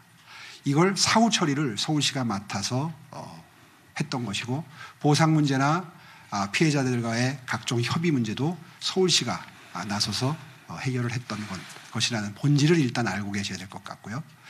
어쨌든 제가 조문을 한 것도 사실이고 협의에 나섰던 것도 사실이고 그리고 그 본부장을 전권을 주어서 그분은 그 일만 해결하도록 해야 돼. 이게 꽤 오래 협의 과정이 오래 걸렸습니다. 그래서 나중에 사실은 공표는 안 했지만 백서를 만들어 놓았습니다. 언젠가는 공개가 되겠지 했는데 그 자료가 협의 과정이 다 소상하게 다 기록이 되어 있는 게 서울시 어느 캐비넷에 들어가 있을 겁니다. 어쨌거나 어제는 짧게 답변하느라고 송구스럽다 이런 말씀만 드렸는데 정말 서울시장으로서 큰 책임감을 느껴야 될 사례라고 생각을 합니다. 아무리 재건축과 재개발이 주택 공급에 꼭 필요한 사업이라도 그 진행 과정에서 이 임차인들의 권익이 최대한 보장되는 형태로 협상이 순조롭게 진행이 됐어야 올바른 바람직한 행정인데 그렇게 되지 못하고 이렇게 극한 어떤 투쟁과 갈등의 모습으로 나타났던 것은 시장으로서 분명히 책임감을 느껴야 될 대목이라고 저는 생각을 하고요. 그래서 여러 번 이 입장에 대해서 죄송스럽다는 말씀을 드렸던 걸 기억하고 있습니다. 네, 다음 질문으로 넘어가 보죠. 지금 이제 또 시간이 얼마 안 남아서요. 오세훈 후보에 대해서는 또 무상급식에 관한 논란이 계속 있으니까 이 부분에 대해서 김희원 의원이 질문하시겠습니다. 네, 무상급식에 대해서는 몇 차례 입장을 밝히셨습니다. 서울시장을 사퇴한 거에 대해서는 사과를 하셨고 그러나 선별지원 원칙은 옳았다는 입장을 계속 밝히셨어요. 그런데 저는 그런 그 원칙적인 거를 주장하시는 거에 대해서는 충분히 존중을 해야 한다고 생각합니다만은 10년 전 상황을 보면 사실 서울시의회와 그 당시 시장님이셨던 오 후보 간의 협의가 상당히 근접해 있었고 1, 2학년부터 그 무상급식을 하자는 그 안을 실행하지 않을 이유가 별로 없었던 것 같은데 그거를 결국은 당이 만류하는 상황에서도 시장직을 걸고 주민투표를 붙인 것은 결국은 보수 정치인으로서 자기 정치를 한 게 아니냐 이런 시각이 좀 많습니다. 장소가 많이 더운데 상의 좀 탈의하고 해도 될까요? 네, 그러시죠. 네. 이 질문 때문에 열받은 건 아닙니다. 아까부터 더웠습니다. 이 논란 정말 저한테는 크게 후회가 되는 대목입니다. 최대한 간단히 설명드리겠습니다. 사실 이 무상급식 이거 하나로 끝난 문제였다면 제가 그때 그렇게 정치적인 명운을 걸고까지 저지하는 입장은 아니었을 겁니다. 지금 질문해 주신 그 내용대로 협의가 굉장히 오랫동안 지속이 됐는데요. 잘못 알고 계신 부분은요. 저는 처음에 중위소득부터 시작을 해서 그때 제 기억에 상위 70%인가 80%까지 양보를 했습니다. 다시 말해서 최상위 20%나 30%만 주지 말자. 이 돈이 있으면 그 돈은 그 밑에 중위소득 이하 가정의 자제분들 공교육 강화에 쓰자. 학습 기자재 지원, 영어 원어민 교사, 방과후 학습, 공교육만으로도 신분 상승을 꾀할 수 있는 교육 사다리를 놓는 데 씁시다라는 게 제 입장이었습니다. 저 스스로가 공교육의 힘으로 여기까지 온 사람이기 때문에 저는 교육 사다리를 놓는 것이 그 무엇보다도 중요한 공존과 상생의 나라의 가치가 돼야 된다고 생각하는 정치인입니다. 따라서 단순하게 아이들 밥 안 줬다 이거는 너무 억울한 평가고요. 오히려 진보당 입장에서 좌파 정당에서 진보를 원칙으로 하는 정당에서 저 같은 주장을 해야 옳습니다. 그분들은 입만 열면 가난한 사람을 위해서 정치를 한다고 합니다. 우리 당이 부자를 위한 정당이라고 합니다. 거꾸로 되지 않았습니까? 그런 원칙을 가지고 시의회를 설득을 하려고 했는데 당시 시의원들은 요지부동이었습니다. 중앙당의 지침이 100%가 아니면 하지 말라는 겁니다. 여러분, 이게 옳은 자세입니까? 더군다나 이거 하나로 끝낸다는 보장이 있었던 상태가 아닙니다. 그 이후에 무상 등록금, 무상 의료 줄줄이 시리즈를 내놓고 이걸로 정권 탈환하겠다고 하나의 전략 전술에 동원이 된 그런 무상급식이었습니다. 저는 선거를 치른 지 1년밖에 안 된 시장이 총대를 메고 십자가를 지고 싸워야 될 입장이라고 생각했습니다. 왜냐하면 그 이듬해에 총선과 대선이 이어지었습니다. 선거 때가 되면 약해질 수밖에 없습니다. 다 허물어집니다. 따라서 제가 그 십자가를 짊어져야 될 적임자라는 스스로 판단을 했던 것이고요. 그래서 끝까지 이 점에 대해서 동의를 하지 않았던 건데, 주민투표도 제가 제안해서 된 게 아니라 결국에는 주민들, 시민 여러분 약 90만 명이 서명을 해서 주민투표로 들어가게 됩니다. 경과는 다 기억하고 계실 겁니다. 그리고 민주당이 지금 굉장히 부끄럽게 기억해야 될 것은 이 주민투표를 나쁜 투표라고 해서 참가 거부운동을 펼쳤습니다. 세상에 정책선거, 정책투표가 나쁜 투표가 어디 있습니까? 자신이 없던 거죠. 그래서 투표 거부운동 때문에 이 개표가 안 된 겁니다. 그때 투표 참여율이 25점 몇 %였습니다. 사실 예측이 됐었기 때문에 그 정도 투표 불참 운동을 하는 상황에서 25% 정도 참여할 게 예측이 됐었기 때문에 자리를 걸면 좀 더 많은 분들, 저를 시장으로 찍어주셨던 분들은 다 투표장으로 나올 것이라고 기대를 하고 대선 불출마 선언을 하고 자리를 걸었던 겁니다. 과연 정치인으로서 해서는 안 될 일이었는가? 결과적으로는 시정을 놓음으로써 그 이후에 시정이 퇴보하는 결과를 가져왔기 때문에 제가 굉장히 자책감이 커진 건 사실입니다. 그러나 대한민국의 미래를 위해서 이것이 시금석이다라는 심정으로 제 방에 뚫린 조그마한 구멍을 막는다는 심정으로 손을 들이밀었던 게 결과가 그렇게 이어졌던 것이라는 것, 오해가 좀 풀렸으면 좋겠습니다. 네. 그 총대를 메고 선별복지의 이념을 굉장히 강조를 하셨고, 그 논쟁은 사실 지금까지도 계속 이어지고 있습니다. 한국 그렇습니다. 사회에서. 예. 하지만 어쨌든 복지 혜택이 늘어나고 있는 그 거대한 그 역사적 흐름은 부인할 수는 없을 것 같고, 국민의힘은 정강 정책을 새로 바꾸면서 기본소득을 첫 번째 정책에 올렸습니다. 지금 안심소득을 공약으로 내셨는데 그거는 기본소득과는 좀 차별화되는 선별복지 정책이죠. 그 국민의힘의 정강 정책에 기본소득이 포함되어 있는 것에 대해서는 어떤 입장이십니까? 기본소득을 광의로 보면 안심소득까지도 포함하는 개념으로 보고 그렇게 정강정책에 집어넣은 걸로 저는 해석을 합니다.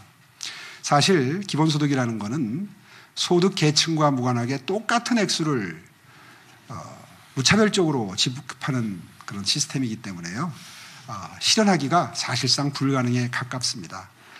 요즘에 코로나 때문에 재난지원금을 줄 때도 지금 정부 여당조차도 피해가 큰 분들에게 더 많이 지원하는 것과 똑같이 나눠주는 것을 병행하지 않습니까? 그럴 정도로 지금은 이제 어느 정도 자리가 잡힌 상태입니다. 사실 여기에 도표까지 준비를 했는데요.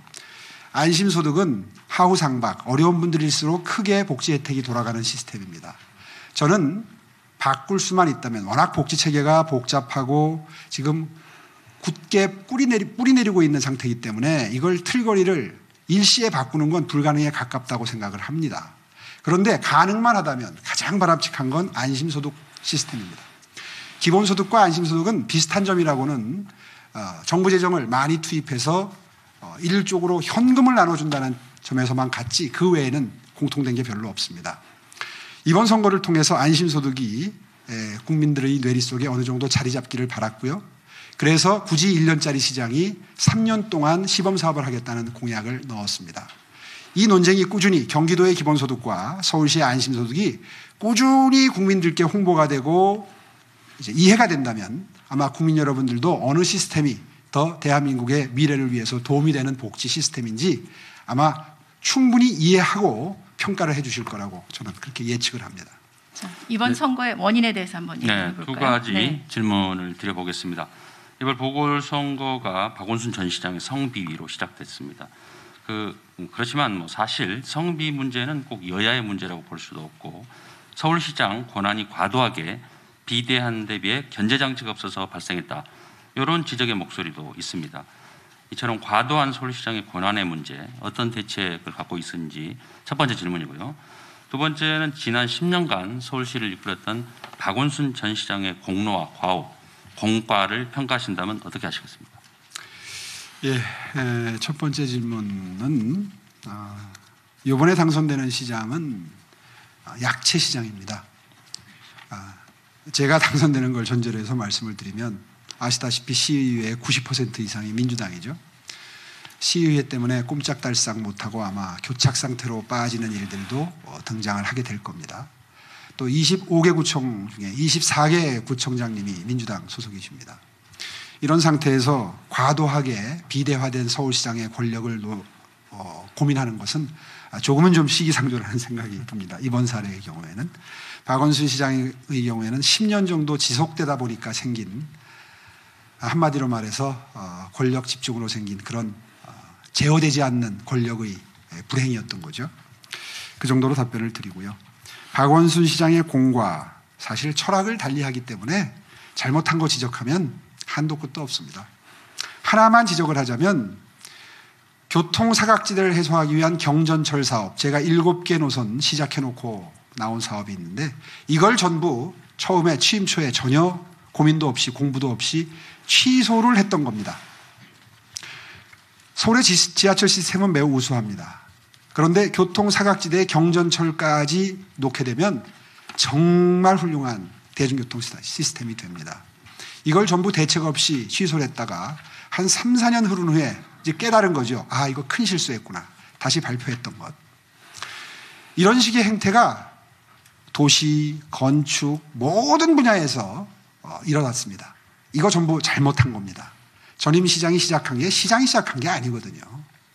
서울시에서 하는 일입니다. 따라서 들어왔으면 겸손한 마음으로 왜 했는지, 이 사업의 필요성은 뭔지, 부작용은 뭔지 적어도 몇 달은 공부를 하고 판단을 했으면 좋았을 텐데 처음에 야당 입장에서 공약했던 것을 그대로 밀어붙여서 실행하다 보니까 생긴 엄청난 세금의 낭비, 시민의 불편을 초래해 놓고도 지금 책임을 못 지는 위치가 되신 것은 참으로 뼈아프다고 생각합니다. 공과를 말씀하시는데요. 사실 제 입장에서는 공이라고 말씀드리기보다도 계승을 해야 되겠다라고 평가할 만한 사업들이 있습니다. 너무 많은 재원이 투입이 돼 있어서 후임 시장이 들어가서 뒤집으면 오히려 행정의 연속성을 해할 수 있는 사업의 경우에는 비록 저와 철학은 달리하지만 계속해서 하겠다는 게 제가 출마 선언부터 강조를 했습니다. 제가 뼈저리게 느낀 것이 후임 시장이 들어와서 아무런 고민도 없이 대형 시책 사업들을 뒤집는 모습을 보면서 저건 정말 시민들께 큰 죄를 짓는 건데 저렇게 죄의식 없이 일 처리를 쉽게 하는구나 하는 걸 보면서 너무너무 가슴이 아팠기 때문입니다. 따라서 제 정치 철학이나 제 행정 철학과 맞지 않더라도 박원순 시장께서 시작해 놓은 것은 마무리까지 하고 지속하겠다. 그것이 시민들이 비판 여론이 매우 비등해서 도저히 계속할 수 없는 사정이 아니라면 계속해서 시행하겠다는 다짐을 이 자리에서 다시 한번 굳게 하겠습니다. 자, 이제 시간이 한 10여 분 정도 남았습니다. 그래서 각 패널 분들께서도 꼭 해야 될 질문 한 가지씩 정도만 하시고 그리고 이제 마무리 말씀 듣고 아마 끝내야 될 것 같은데요. 박원순 시장 이야기를 했으니까 제가 그럼 중간 멘트로 해서 중간으로 질문 하나 하고 그 다음에 이제 질문 하나 정도씩만 해서 정리를 하는 걸로 해야 될 것 같습니다. 현재 저 오시면서 그런 불편함을 많이 느끼셨겠지만 광화문 광장이 지금 또 공사 중인데요. 과거에도 광화문 광장에 대해서 이야기를 하신 적이 있고 또 서울시장 하셨을 적에도 뭐 스노우보드 대회 뭐 이런 것들 때문에도 이야기가 있었습니다. 광화문 광장 앞으로 어떻게 할 것인지 지금 저기 세금 낭비 이런 이야기들도 많이 나오고 있죠. 어떻게 하실 것인지 일단 계획을 좀 듣고 싶습니다. 다행인지 불행인지 공사 구간의 일부에서 조선시대 유적이 발견이 돼서 그 부분에 관한 공사가 진척이 되지 않고 있습니다. 사실 이것은 시장 권한대행이 시작해서는 안 됐었을 사업입니다. 광화문 광장을 중앙에서 편측으로 중심축을 옮기는 것은 한 건축가의 노욕입니다. 승효상 건축가 실명을 거론해도 좋습니다. 이분이 서울시의 건축 행정에 지대한 박원순 시장의 사실상 건축 멘토 역할을 하신 분인데 이분의 개인적인 욕심입니다. 처음에 광화문 광장을 만들 때 중앙안과 편측안을 놓고 경론이 있었습니다. 여론조사도 했고 전문가 패널 조사도 했고 여러 의견 수렴 과정을 거쳐서 편측안보다는 중앙안이 압도적인 다수로 지지를 받고 통과가 돼서 지금의 형태가 만들어진 겁니다. 그런데 이승효상 건축가가 서울시장 보조하는 역할을 할 때에는 이게 이제 만들어진 지 얼마 안 됐으니까 자기도 양심상 손을 못 댔겠죠. 그러다가 이게 한 10년 정도가 되니까 그 틈을 타서 문재인 정부에 또 학연이 있습니다. 문재인 대통령님과. 그리고 국가 건축에도 영향을 미치는 중요한 자리에도 또 취임을 했었습니다. 그 영향력을 이용을 해서 지금 서울시장 권한대행에게 영향력을 행사했을 거라고 저는 추측을 합니다. 지금 권한대행을 맡고 계신 분의 인품으로 보아서 또 제가 보았던 행정 스타일로 보아서 이러한 무리한 공사착공을 할 분은 아니었던 걸로 저는 기억을 합니다. 그렇기 때문에 더더군다나 한 건축가의 노역이 뒤에 그림자처럼 있다는 그런 짐작을 제가 하게 됩니다. 물론 틀릴 수도 있습니다. 어쨌든 이분은 대한민국 수도 서울의 한가운데 있는 광장을 자기 뜻대로 바꾸고 싶었던 겁니다. 옳지 않죠. 정당하지 않습니다. 동의할 수 없습니다. 그런데 제가 아까 말씀드린 것처럼 잘못된 것이라도 일단 시작이 됐으면 존중한다는 저의 이 자제력과 그리고 행정에 대한 존중의 마음 때문에 갈등 중입니다. 오늘은 거기까지만 말씀드리겠습니다. 예. 네, 이어서 다음 질문 누가 하시겠습니까? 제가 네. 간단한 질문 하나 드리겠습니다. 환경 분야 질문인데 뭐 코로나 사태 다 아시겠지만 이제 코로나 사태로 뭐 음식물이나 상품을 이제 집으로 택배시켜서 소비하는 소비자들 굉장히 늘어나서 저 포장재 쓰레기 같은 게 굉장히 급증하고 있습니다. 다 아시겠지요. 근데 그 쓰레기 문제 관련해 가지고 서울시를 쓰레기를 인천 수도권 매립지로 보내서 소화를 하고 있는데 인천시에서는 더 이상 서울 시민들 쓰레기 못 받겠다는 얘기를 하고 있는 상황인데 지금 시장님, 후보님의 그 다른 인터뷰를 보니까 인천시와 협의하겠다는 말만 반복을 하시던데 그럴 게 아니라 좀 종합적인 마스터 플랜을 좀 세워야 될 때가 아닌가 싶습니다. 왜냐하면 서울시에는 뭐 매립지가 없다고는 하지만 예를 들어서 뭐 제가 알기로는 기술 발전 때문에 쓰레기 소각장 같은 데서 유독가스 같은 게 많이 줄었다고 합니다. 그럼 선진국에서도 뭐 그런 첨단 소각장 같은 걸 도시 내에 많이 짓고 그러는데 그런 것까지 포함해서 좀 종합적인 플랜을 짜야 되는 거 아닌가요? 어떻게 생각하십니까? 예, 맞습니다. 참 큰 난제 중의 난제입니다. 사실은 재활용이 1순위고요. 소각이 2순위입니다. 매립할 양을 최대한 줄이는 게 쓰레기 정책이 돼야 하는데 최대한 줄이고 있습니다만 최근 들어서 이 배달 문화가 급증하면서 다시 또 쓰레기가 늘어나고 있습니다. 사실 인천시의 박남춘 시장님께 읍소해 볼 생각입니다. 서울 시내에는 주택을 지을 땅도 없습니다. 그러니까 매립할 땅은 기본적으로 없는 것이죠. 참으로 진퇴양난입니다. 그래서 인천 시민 여러분들께 읍소를 하고 시장님께 읍소를 해서 매립지 좀 더 이용할 수 있도록 협의하는 게 1순위의 해결책입니다. 제가 2006년도에 서울시장에 취임해서 최초로 먼저 해결했던 가장 큰 갈등 사례가 서울 시내의 동서남북에 있는 4군데의 쓰레기 소각장 이용률이 당시에 20-30%에 불과했습니다. 타 자치국 걸 받질 않아요. 권역별로 쓰려고 소각장을 만들어놨는데 다른 자치국, 인접자치국 걸 받질 않아서 이용률이 20-30%에 머물고 있던 것을 취임하고 1년 내에 다 해결을 했습니다. 갈등 해소 모범적인 사례의 하나일 겁니다. 그랬던 그 소각장이 벌써 연한이 다 되어가고 있습니다. 소각장도 지금 충분한 게 아닙니다. 이제 연한이 다 되었으니 우리 동네에 있는 소각장을 옮기라는 민원도 지금 시작이 되고 있습니다. 따라서 소각을 한다는 것도 사실 또 쉬운 게 아닙니다. 어느 지역이든지 이런 그 시설에 대해서는 아주 비판적이고 공격적인 여론이 비등하기 때문에 이런 문제 해결하라고 행정 능력이 있는 시장이 필요한 겁니다. 제가 4개의 소각장 당시에 모두 가동률을 제대로 올렸던 것처럼 그래서 모든 자치구의 쓰레기가 들어갈 수 있도록 처리했던 것처럼 이번에도 들어가서 그 갈등 관리 능력을 발휘해서 어떻게든 해결해 보겠습니다. 지금 청사진을 말씀드리는 것 저는 무의미하다고 생각합니다. 들어가서 현실을 정확히 파악해보고 관련 공무원들의 설명도 들어보고 그리고 최적의 방안을 마련하도록 하겠습니다. 다음 질문은 제가 좀 드리겠습니다. 저 단일화 상대였던 안철수 국민의당 대표와 서울시를 공동 운영하겠다라는 계획을 말씀을 하신 적이 있습니다. 근데 이게 어떤 방식으로 되는 건지, 어떤 직책을 맡기는 것인지 그게 좀 궁금해서 구상이 있으시면 좀 말씀을 해주시면 좋고요. 안 대표가 합당이나 입당을 하지 않아도 이게 추진이 되는 건지, 또 나중에 안 대표가 대선에 출마할 경우 협력 관계는 어떻게 되는지도 말씀해 주시면 고맙겠습니다. 예, 한마디로 말해서 무슨 바터를 한 게 아니냐, 거래를 한 게 아니냐, 이제 이런 취지의 질문이신 것 같습니다. 공동 운영은 철학을 같이 하고 정책을 같이 하면 자연스럽게 이루어질 수도 있는 시정 운영 형태입니다. 독일의 연립정부가 매우 성공적입니다. 독일의 통일도 그리고 독일의 라인강의 기적도 연립정부로부터 가능했습니다. 저와 안철수 후보가 만날 때마다 두 손을 굳게 잡고 약속한 게 있습니다. 우리 둘 다 새정치의 대명사였다. 우리가 진짜 이제 새정치를 해야 될 세대가 된 것 같다. 새정치 한번 보여드리자. 아마 놀라실 겁니다. 서울시를 어떻게 운영하는지 보여드리겠습니다. 결코 자리 나눠먹기 수준에 머무는 공동경영이 아닙니다.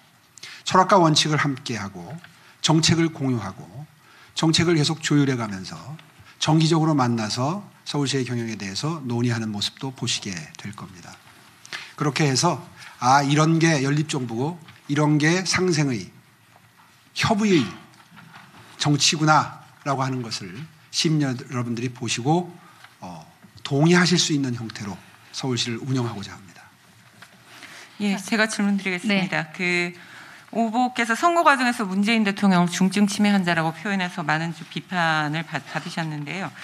각종 막말은 기존에 클린 이미지를 가지고 정치 시작했던 오 후보의 이미지에 좀 격세지감을 느끼게 하는 모습입니다. 굉장히 넓고 부패한 이미지를 부각했는데요. 왜 이렇게 좀 변하신 건지 좀 여쭤보고 싶습니다. 예, 정확히 말씀드리면 이번 선거 기간에 드렸던 표현이 아니고요. 예. 작년인가 재작년에 광화문 광장에서 연일 조국 사태 때 분노한 서울 시민들이 모여서 많은 집회를 했죠. 그때 우리 당도 매 주말마다 집회를 했는데 그때 어느 집회에선가 제가 연설을 그리 많이 한 편은 아닌데 당에서도 한두 번 했고 아마 다른 집회에서도 했는데 그때 분노했던 마음을 이렇게 표현을 했습니다. 아니 국민 여러분들은 전부 경제가 안 좋다 힘들다고 하는데 대통령께서는 경제에 문제가 없다고 하십니다. 이게 무슨 중증 치매 환자 같은 넋두리입니까? 이런 표현을 썼던 게 기억이 납니다. 사실 국민 대다수가 경제가 나빠졌다, 어려워졌다. 특히 통계청 통계조차도 그거를 명확하게 입증하고 있는 상태에서 우리 경제 문제 없다. 더군다나 부동산 가격도 문제 없다. 부동산 가격은 폭등하고 있는데 문제 없다는 이야기를 작년까지 하셨습니다. 우리나라 정치에서는 비유가 통하지 않습니다. 직설적으로 이야기하지 않으면 나중에 다 망언으로 치부되는 경향이 있습니다. 그때 그 연설회장에서 이런 비유를 했던 것, 정확히 말하면 아니 중증 치매 환자도 아니고 어떻게 이런 말씀을 하시느냐는 표현을 했는데 이 중에서 중증 치매 환자만 골라가지고 이번에 다시 문제를 삼은 겁니다. 중증 치매 환자도 아니고라는 표현도 쓸 수 없다면 도대체 어떤 강력한 비유를 할 수가 있겠느냐 하는 취지로 반론을 하니까 또 과한 표현을 썼다 이런 비판을 받았습니다. 그래서 그 다음부터 제가 입을 닫기 시작했습니다. 이게 예민한 시기니까 이런 것조차도 전부 문제가 되는구나 라는 생각을 했는데요.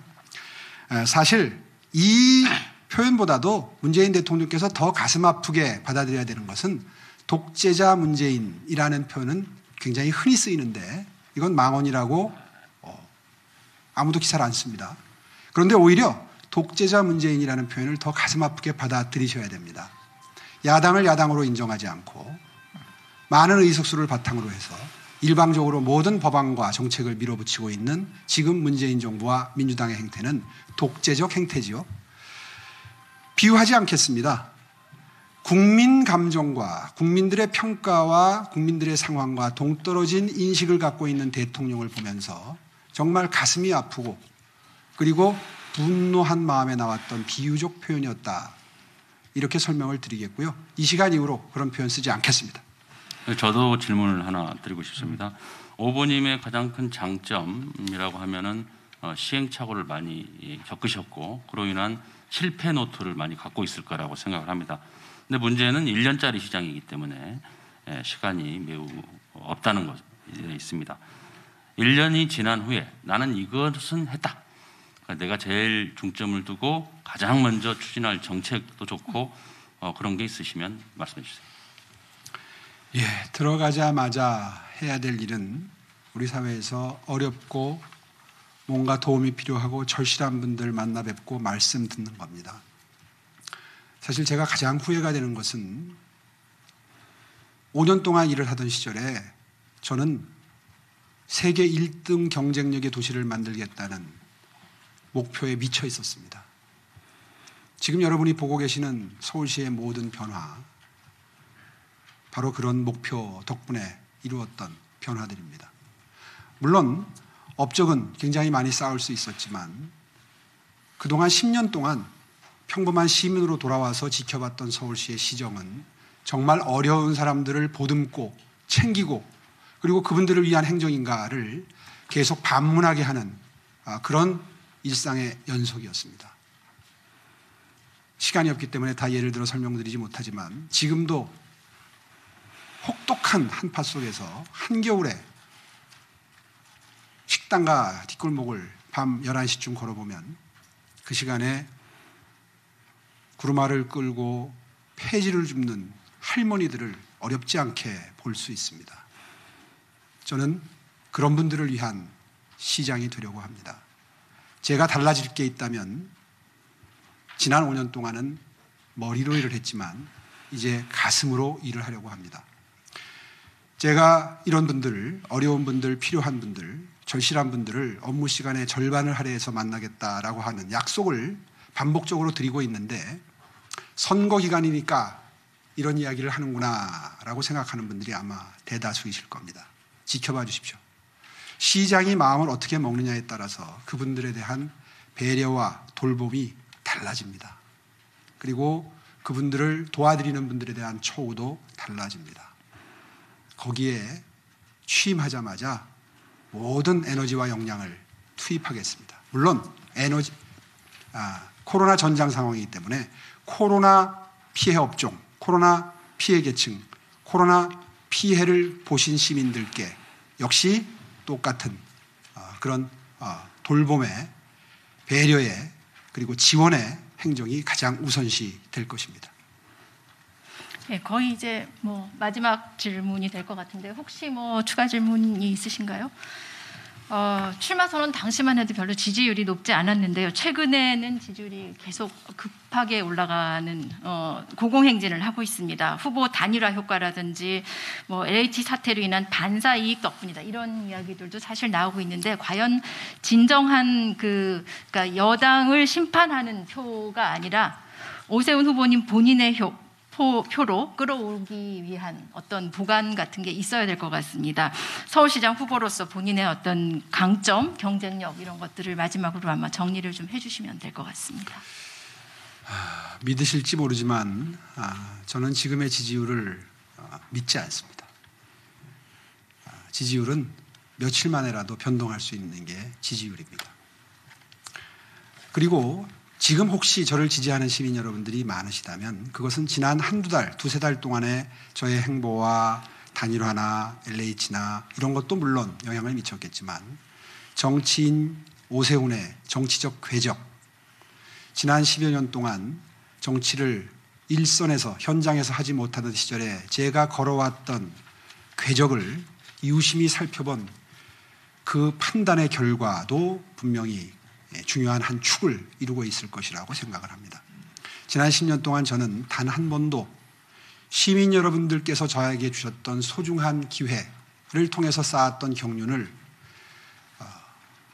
낭비하지 않기 위해서, 버려지지 않기 위해서 끊임없이 갈고 닦았습니다.